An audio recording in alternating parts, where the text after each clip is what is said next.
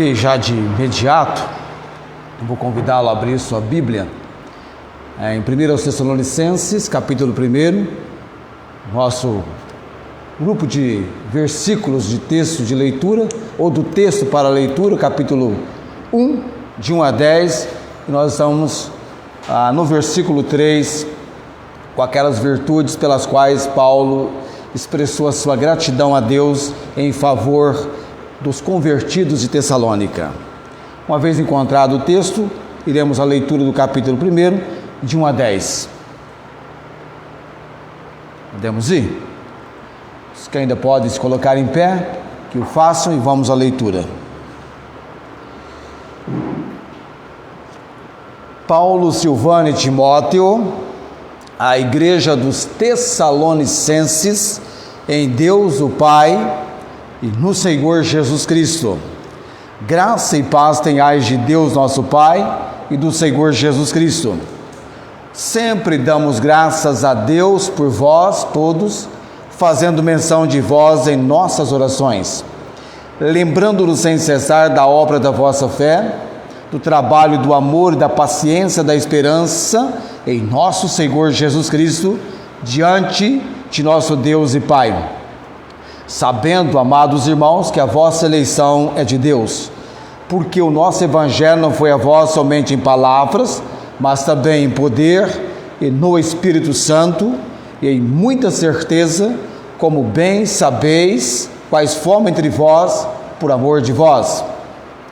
E vós fostes feitos vossos imitadores do Senhor, recebendo a palavra em muita tribulação, com gozo do Espírito Santo, de maneira que fostes exemplo para todos os fiéis na Macedônia e Acaia, porque por vós sou a palavra do Senhor, não somente na Macedônia e Acaia, mas também em todos os lugares a vossa fé para com Deus se espalhou, de tal maneira que já dela não temos necessidade de falar coisa alguma, porque eles mesmos anunciam de nós qual a entrada que tivemos para convosco, e como dos ídolos vos convertestes a Deus, para servir o Deus vivo e verdadeiro, e esperar dos céus a seu Filho, a quem ressuscitou dentre os mortos, a saber, Jesus, que nos livra da ira futura.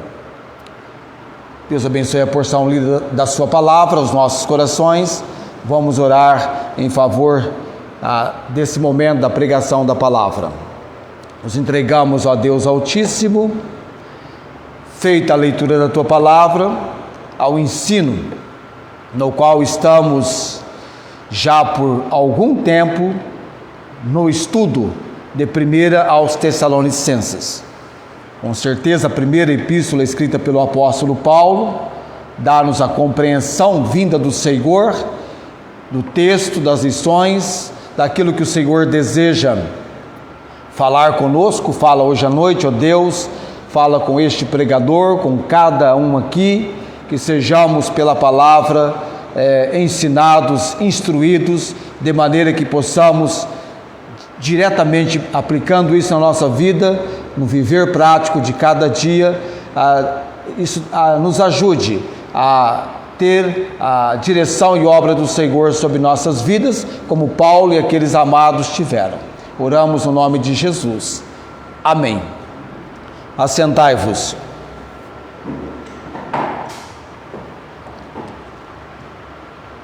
Nós estamos vindo para hoje à noite para a terceira virtude pela qual Paulo agradeceu a Deus, expressou a sua gratidão a Deus em favor dos convertidos de Tessalônica. Os relatos que Timóteo trouxe a ele, a informação daqueles irmãos, levou Paulo a orar, expressando a sua gratidão, lembrando sem cessar do trabalho da fé, do trabalho do amor e também da esperança.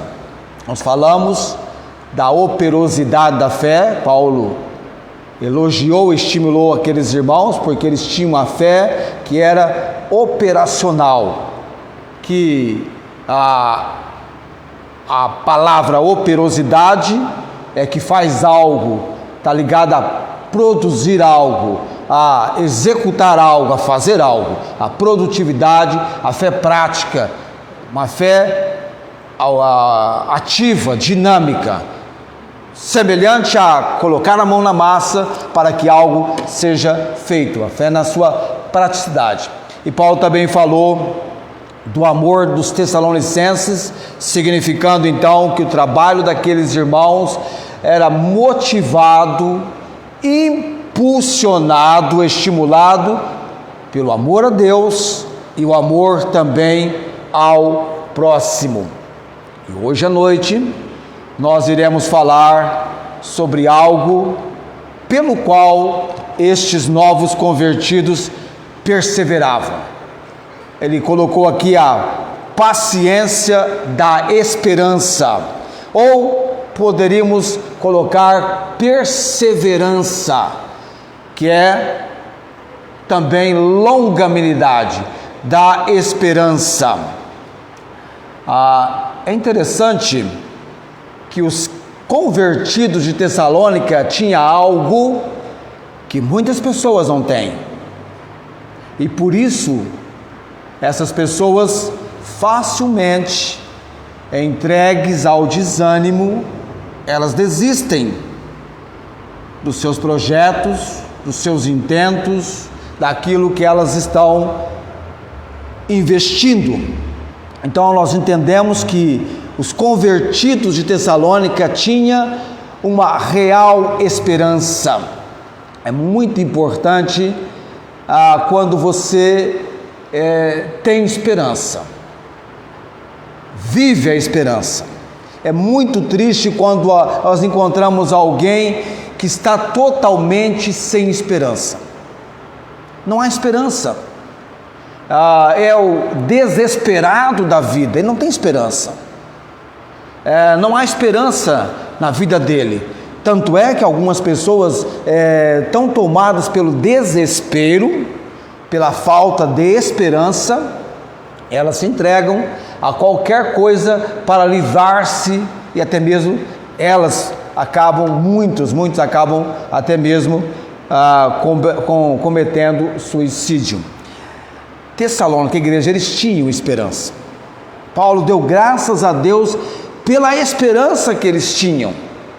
Não era uma igreja desistindo, e a razão estava nesse fato da esperança. Eles esperavam, eles tinham uma esperança.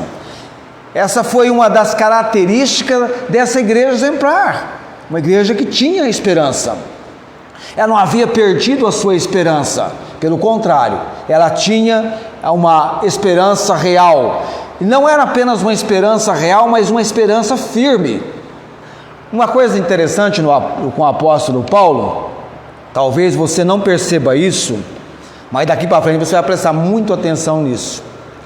Quando você pode fazer o teste agora nos próximos dias, leia 1 João, leia 1 e 2 Pedro, as epístolas de Pedro, leia Judas, leia Pedro, leia João e leia os escritos de Judas. Leia. E você depois leia 1 aos Tessalonicenses, ou 1 aos Coríntios, 2 aos Coríntios. O estilo de Paulo, ele é único. É interessante. Quando Paulo, ele escreve a sua carta, tanto é que nós costumamos dizer que a carta mais pessoal do apóstolo Paulo foi a carta escrita à igreja de Filipos. A mais pessoal. Dentre os apóstolos, é certo que alguns dos apóstolos, a Bíblia nem menciona como foi o trabalho deles. Você nem tem noção como foi o trabalho. Bartolomeu, você não tem noção. Pedro, você tem uma noção, assim, um pouco distante. Mas Paulo, você tem uma noção maior de como foi o trabalho de Paulo, até mesmo o que Paulo pensava, acreditava, como era a vida dele. Por quê? Por causa dessa questão mais pessoal. É claro que aí, para os críticos, para os censuristas, isso é um prato cheio, não é? O que é isso, pessoal? Ele se colocava na situação. Já imaginou você começar lendo uma carta em que o escritor, ou a pessoa que escreveu, vai dizer assim, ó: sempre damos graças a Deus por vós. Dar graças a Deus é expressar gratidão, fazendo menção de voz de oração, lembrando-nos sem cessar. Quem está lembrando? Eu, o escritor aqui, eu, Paulo, do amor de vocês, ou da fé de vocês, do trabalho da fé, do amor, do trabalho do amor, da paciência, da perseverança. Olha o lado pessoal dele aqui. Você não tem o apóstolo Pedro dizendo assim, alguma expressão parecida com a que Paulo usa, por exemplo: já estou crucificado com Cristo. Então, as epístolas do apóstolo Paulo, ela tem esse toque pessoal. Ele se envolve, ele abre o coração. Tem um texto até que ele vai dizer assim, Timóteo, atenção, por favor, pega minha capa, o livro que eu deixei lá na casa do Carpo e traz. Esse é Paulo, esse é o estilo de Paulo, e Deus usou o estilo dele. Ele se envolve, ele até coloca coisas dele. Então a Filipenses é mais pessoal. Filipenses é tão pessoal que ele vai colocar como nós chamamos lá, o currículo dele, alguns chamam de dossiê. Ele vai se classificar, tem um nome para isso, me falha. É o currículo dele: circuncidado ao 8º dia, da linhagem de Israel, da tribo de Benjamim. Quem é ali? É Paulo falando de algo, as credenciais. Aí veio a palavra para mim, as credenciais dele. Você não vai ver isso com Pedro, você não vai ver com Tiago, você não vai ver com João. É típico de Paulo. Às vezes nós não prestamos atenção nisso. Por quê? Porque a gente lê muito as epístolas de Paulo, mais do que Pedro, mais do que João e coisas assim. Eu estou dizendo isso porque chega aqui na questão da esperança, que é algo muito importante. Nós vamos perceber quem mais escreveu sobre esperança foi o apóstolo Paulo. E você percebe, por exemplo, que esperança é uma virtude que alguns dizem o quê? No popular aí, a esperança é a última que morre. A esperança te possibilita chegar até onde você precisa chegar. Ela é um desafio. E você vai ver comigo agora em Romanos, o que Paulo diz que Deus é em relação à esperança. Romanos capítulo 15, versículo 13. Romanos 15, 13. Abra lá sua Bíblia. Romanos capítulo 15. Romanos depois de Atos, capítulo 15, versículo 13. O que Deus é a da esperança.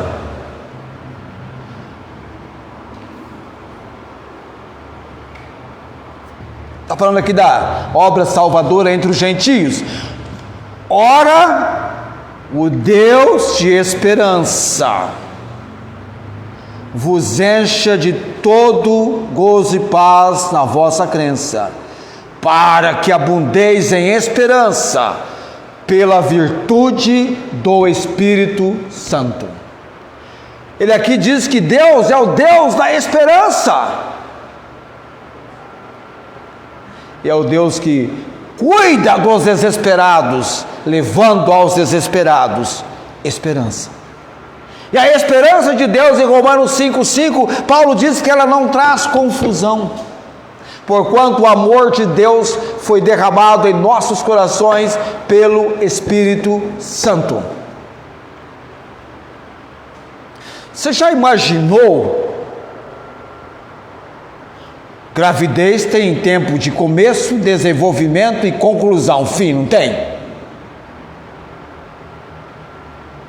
Nenhuma mãe, no âmbito da sua esperança, vai desistir no 7º mês. Não, desisto de ser mãe de quem estou esperando. Não, em sã consciência não. não vê a hora de nascer, de chegar o filho, seja menino ou menina, porque há uma esperança. Nós vamos entender, amados, hoje à noite aqui,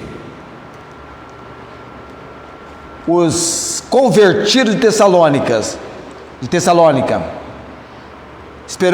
eles tinham esperança, era uma esperança real, era uma esperança firme, e essa esperança ela se refletiu pela paciência na vida daqueles convertidos, ou seja, a perseverança,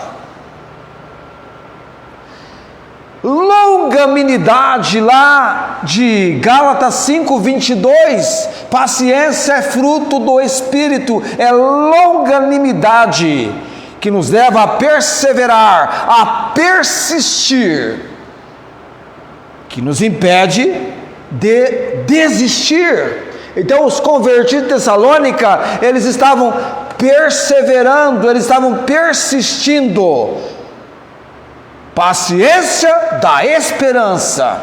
Tudo bem, mas vem um artigo agora importante: esperança em quê? Em quê? Porque pode ser algo vazio. Tem gente lançando a sua esperança em algo que não vai resultar absolutamente em nada. Mas não desses convertidos aqui. No que estava alicerçada a esperança desses convertidos de Tessalônica?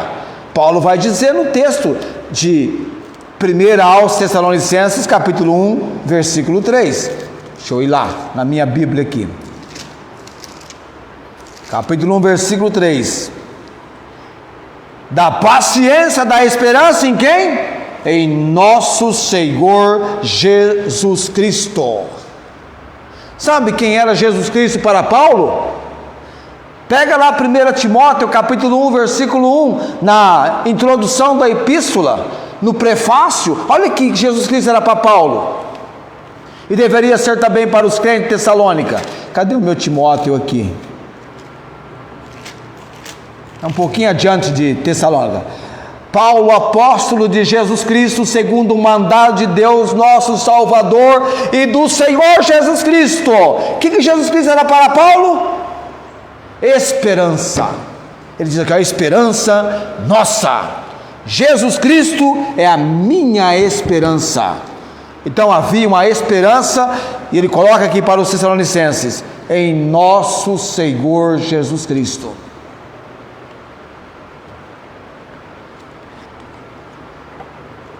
A pessoa vai já de imediato sendo evangelizada com a compreensão. O Jesus que nós estamos apresentando a ela como aquele que realizou a obra redentora na cruz do Calvário, nós dizemos que ele foi morto, sepultado, mas ao terceiro dia ressuscitou, ressurgiu dentre os mortos. E quando Jesus ressuscitou, ele se fez conhecido, ele se apresentou, ele deu testemunho da sua ressurreição. Por quantos dias nós lemos na Bíblia? 40 dias. Mas naquela reunião destacável, memorável, em que ele reúne os seus, dá-lhes o último mandamento de pregar o evangelho, de discipular, falando com eles o que aconteceu, ele foi assunto aos céus. E quando alguém está sendo como o Senhor Jesus foi assunto aos céus, ele foi subindo, e os céus estavam olhando para o céu. E 2 varões vestidos de branco se apresentaram, dizendo: varões galileus, por que estás olhando para o céu? Esse Jesus que viste subir para o céu, há de vir, assim como para o céu o vistes ir. Amém?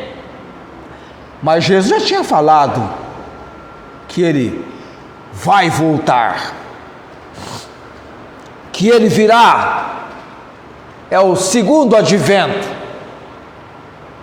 Imagina você que nos dias do Velho Testamento, este chamado Antigo Testamento mostra pessoas do povo de Deus que viveram, que existiram debaixo de uma promessa, a vinda do Messias, e aguardaram e esperaram. Mas Gálatas 4:4, vindo a plenitude dos tempos, Deus cumpriu a sua promessa. Deus enviou o seu filho, nascido de mulher, nascido sob a lei. Ok?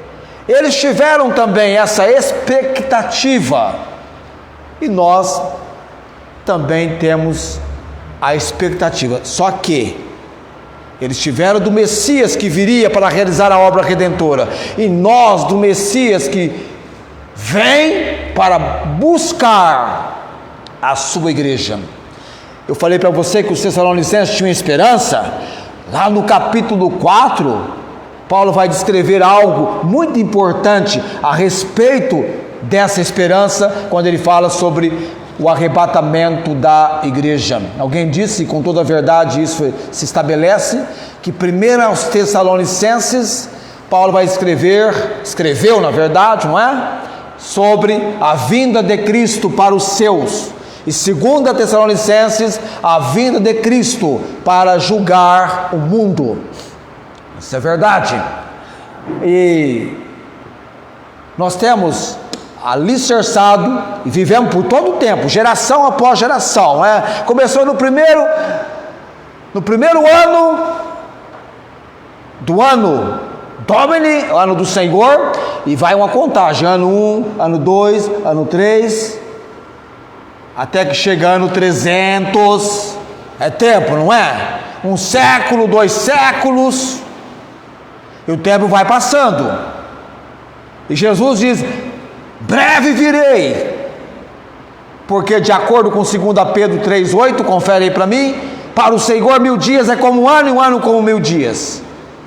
O Senhor não retarda a sua promessa, ainda que alguns a tenham por tardia, ok? Mas chega o ano 1000, o ano 1500, opa, surge um país chamado Brasil, 1500, já estamos em 2024, parece que foi ontem que 2000 chegou, lá se vão 24 anos, se continuar passando assim, é mais um pouquinho de tempo, já estaremos na eternidade. Ninguém aqui, creio eu, vamos chegar a 100, 100 e pouco, antes de 100 já teremos partido, não é verdade? Eles tinham uma esperança. Paulo falou que Jesus Cristo é a esperança nossa. Jesus Cristo, nossa esperança. A esperança deles estava na pessoa certa, na pessoa do Senhor Jesus. Tem muita gente que tem esperança, mas a esperança no lugar errado. Não está na pessoa certa, está no lugar errado. Tito capítulo 2, versículo 13, também do apóstolo Paulo. Você vê como Paulo falou sobre a esperança? Tito capítulo 2, um pouquinho depois de Timóteo, nós temos Tito capítulo 2, versículo 13. Esse versículo 13, ele compreende o contexto do versículo 11. O versículo 11 Paulo nos informa no versículo 11, que a graça de Deus se ha manifestado. A salvação é pela graça, não é? E vai dizer, a graça de Deus se manifestou. Nós estamos na época da graça. Trazendo salvação a quem? A todos os homens. ensinando-nos que, renunciando à impiedade e às concupiscências mundanas, vivamos neste presente século sóbria, justa e piamente. E aí vem então onde deve estar a nossa esperança, aguardando a bem-aventurada, que ele chama de bem-aventurada esperança, o mais alto grau de felicidade de algo é o bem-aventurado. A bem-aventurada esperança e o aparecimento da glória de Deus e nosso Salvador Jesus Cristo. É a epístola aos Tessalonicenses, que cada capítulo da primeira epístola, cada capítulo termina falando sobre a volta do Senhor Jesus Cristo, a bendita esperança. Amém? Vai ter um dia, no momento da nossa vida, que eu e você vamos ficar livres de nós mesmos. Que maravilha! Seremos como o Senhor Jesus Cristo. Olha que bonita esperança. Agora de João. Olha que bonita esperança. 1 João capítulo 2. 1 João capítulo 3, aliás.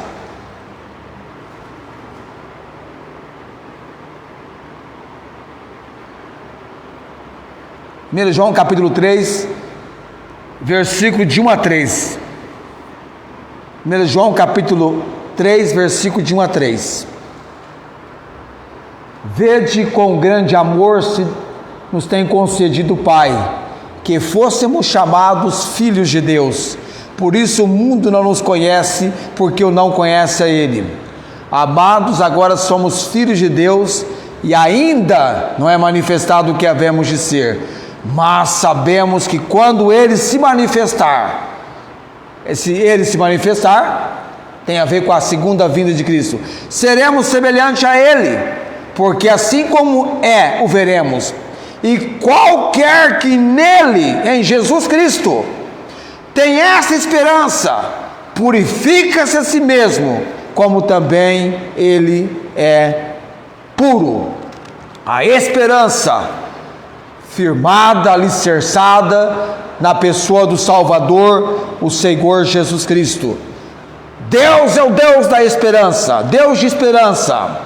Jesus Cristo, esperança nossa. E Paulo vai dizer lá em Corinto: agora pois permanece a fé, o amor e a esperança. Ou a fé, a esperança e o amor. É uma virtude destacada na palavra de Deus. Os irmãos de Tessalônica, chamada igreja modelo, igreja exemplar, foi Paulo quem se referiu àquela igreja dessa maneira, que eles haviam se tornado exemplo para todos os fiéis na Macedônia, não somente na Macedônia e Acaia, mas também em todos os lugares. A vossa fé para com Deus se espalhou de tal maneira que já dela não temos necessidade de falar coisa alguma, porque aquele pessoal anunciava deles a entrada, e como aqueles convertidos de Tessalônica haviam renunciado à idolatria, haviam abandonado os ídolos e estavam agora servindo o Deus vivo e verdadeiro. Eles eram firmes e perseverantes.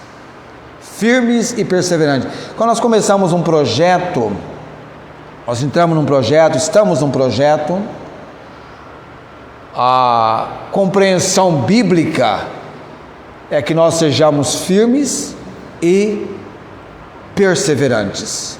A missão de Jesus Cristo, Ele foi até o fim, Ele cumpriu a missão dele. Quando Paulo fala: combati o bom combate, acabei a carreira, guardei a fé. Eu combati o bom combate. Talvez um dos escritores da Bíblia mais censurado, mais criticado, mais perseguido, e até hoje, viu? Foi o apóstolo Paulo. tem sido o apóstolo Paulo. Depois de Cristo, o apóstolo Paulo era ousado. Ele realmente envolvia a vida dele, o que ele tinha que falar, ele falava. Colocava mesmo para os irmãos. Chegou a fazer uma lista dos acontecimentos na vida dele. Aqueles convertidos de Tessalônica, eles estavam firmados em quem? Em Cristo. O nosso referencial não somos nós mesmos. Não baseie a sua firmeza em você mesmo. Ah, não, eu sou... isso eu tiro de letra, não, é Cristo. Nosso referencial é Cristo. Nós olhamos para Cristo. Porque Ele não falha, nós falhamos, nós decepcionamos. Ele não. Ele é perfeito. Ele nos conhece profundamente. E Ele quer trabalhar o nosso caráter para sermos semelhantes a Ele, parecido com Ele. E perseverança. Geralmente as pessoas têm uma tendência a desistir. Eu tenho visto algo na minha vida que eu achei impressionante. Pessoas desistirem de projetos e abrirem mão de ganho financeiro. Você fala, mas espera aí. Desistiu e até recusou, não vou participar mais, mas nem recebendo, desistem. Então a desistência, ela está em cima da situação que você vive. E geralmente, quando eu até vi um vídeo hoje muito interessante, o que é solidariedade. E é muito interessante isso, porque quando pessoas entram numa corrida, elas entram para vencer, não é assim? Você vai correr para vencer. E a pessoa que estava em primeiro lugar, faltando 50 metros para a reta final, para chegar, ela estava chegando, ela sofreu aquela câimbra, e ela caiu para o chão. Logo em seguida, a pessoa que estava atrás, não teve coragem de assumir e vencer, mas voltou para ajudar aquela que estava em primeiro lugar e sofreu a câimbra. A outra, que era a terceira, que agora vinha chegando, foi, mas não vou. Ela também voltou. E pegaram levantaram essa atleta do chão e queriam que essa atleta tocasse na faixa e fosse a vencedora. Ela disse, não, nós vencemos juntas. E elas se abraçaram e as três chegaram juntas. Solidariedade. Alguém descreveu assim: é melhor perder com dignidade do que vencer de forma trapaceira. E ali fica a lição da solidariedade. Então nós nos unimos, nós queremos que você fique firme, até porque a Bíblia diz, portanto, meus amados e queridos irmãos, sede firmes e constantes na obra do Senhor, sempre abundantes, sabendo que o vosso trabalho no Senhor não é em vão. Então, não estava na mente do apóstolo Paulo que aqueles irmãos de Tessalônica viessem a desistir do viver cristão por causa da perseguição.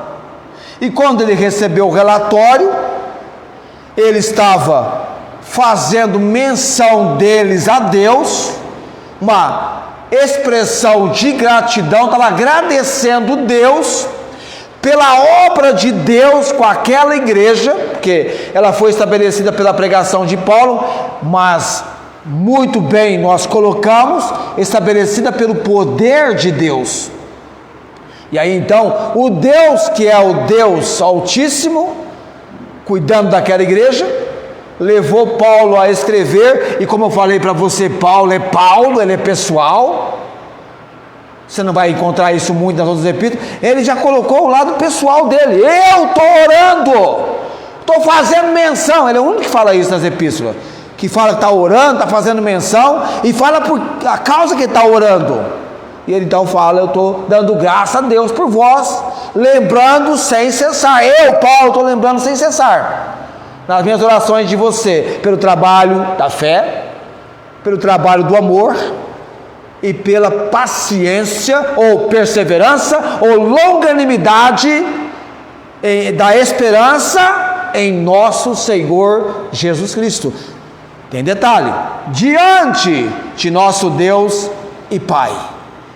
A perseverança deles, a paciência deles em esperança em Jesus Cristo era diante de Deus nosso Pai, diante de nosso Deus e Pai. Era algo colocado diante de Deus. A motivação deles na esperança, colocada diante de Deus. Eles se mantiveram firmes, aguardando com alegria o porvir. Aguardando o porvir com alegria, mesmo diante das circunstâncias contrárias. E essa esperança foi o que para aquela igreja? E que deveria ser para nós? O sustentáculo, aquilo que sustentou aquela igreja, que é o segredo da sustentação daquela igreja. E essa esperança é também o sustento dos servos de Deus nesse mundo de trevas e pecados. Essa esperança foi motivadora, animou esses servos de Deus a continuarem firmes e avançando na direção de Cristo. Eles aguardavam com fidelidade a volta do Senhor Jesus Cristo.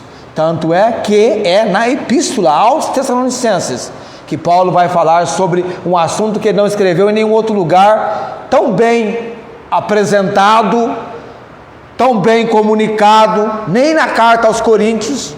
Ele tocou em pormenores que ele fala no capítulo 4 a respeito do arrebatamento, na carta aos Tessalonicenses. É Paulo mostrando para nós, hoje à noite, a esperança dos Tessalonicenses. E você entendeu comigo que é importante ter esperança. Real, verdadeira, é importante. Esperança vai ajudar você a não desistir, entregar os pontos, mas levar você, aplicando a perseverança, a paciência, a ter uma esperança firme, real, que vai fazer a diferença na sua vida. Porque o plano de Deus, amados, é ser fiel até a morte. Você não sabe quando você vai morrer? Então, eu tenho um conhecido missionário que morreu já há algum tempo e foram fiéis até a morte. Encerraram os seus dias com fidelidade ao Senhor. Agora imagine Paulo, né, falando, entendendo isso na vida dele: eu vou servir Cristo, e ele vai falar, né, para mim o viver é Cristo. Você tem um outro apóstolo falando isso na Bíblia? Tem outro apóstolo dizendo assim: para mim o viver é Cristo, morrer é ganho? Nenhum se ousou nessa, é tão pessoal, mas Paulo foi pessoal. É interessante isso, quando nós olhamos como Deus, Ele trabalha com os seus servos, coisa assim, de forma, eu acho que às vezes eu tenho algumas passagens que são interessantes, né, que Paulo, eu deixei fulano doente. Como, Paulo? Você deixou Trófimo doente, Paulo? Você que tem curado tantos, como pode deixar alguém doente? É o lado pessoal do apóstolo Paulo, que Deus permitiu que ele colocasse na palavra. Tem dado muita briga por aí, né? Isso aí, tem dado muita briga, muita crítica, muita censura, e muitos não gostam do apóstolo Paulo. Desde aquela época, infelizmente, a irmã Rosmarie conhece alguns críticos do apóstolo Paulo, alguns censuristas do apóstolo Paulo. E ela mesma falou assim, que já foi para lugares que estudar, que muitos abandonam, porque não aguentam os críticos, os censuristas, aqueles que censuram taxativamente o apóstolo Paulo. Onde já se viu, né? Ela estava contando para nós aqui, alguém disse: onde já se viu Paulo dizer: sede meus imitadores, como também eu sou de Cristo? Ela está dizendo isso para nós: quem Paulo pensava ser, né, para falar assim? Tinha que falar da compreensão dele, tinha que falar assim: sede imitadores de Cristo, como também eu sou. A não ser que o texto esteja errado, né? A não ser que está trocado o texto. Eu creio que não. Paulo ele falava: sede meus imitadores, sim, como também eu sou de Cristo, que é o lado pessoal e pragmático do apóstolo Paulo. Vamos colocar em pé nesse momento.